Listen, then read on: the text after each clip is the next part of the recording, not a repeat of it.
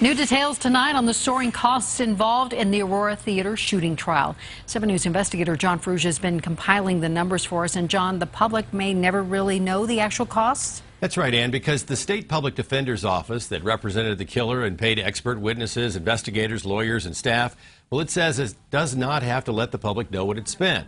And given that the DA and Arapahoe County Sheriff's cost for the trial and the public and all that money they spent, the public defender's bill is thought to be in the millions. It's a matter of accountability. Republican State Senator John Cook, a member of the Senate Judiciary Committee, says both the legislature and the public have a right to know how much the State Public Defender's Office spent on the trial. Public money, your money, my money, the state's money, taxpayers' money, where's that money going? And they have no accountability to the public who is funding them. And that's the problem. There's a lack of transparency and a lack of accountability. That is not the case with other agencies like the Arapahoe County Sheriff's Department.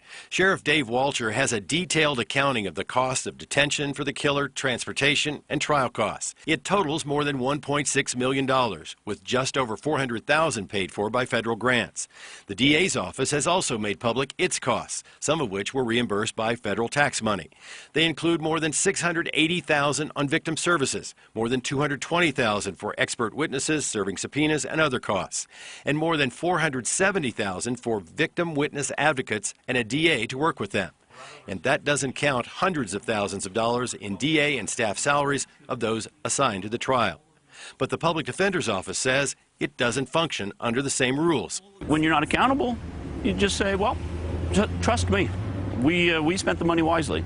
That's the problem. In fact, the public defender is operating under a different set of rules, those set by the Supreme Court governing professional conduct.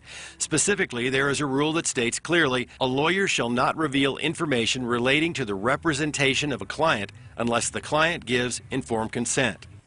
Cook says confidentiality could be protected while still being transparent. People don't want their names used on that, or if the public defenders don't want the names used.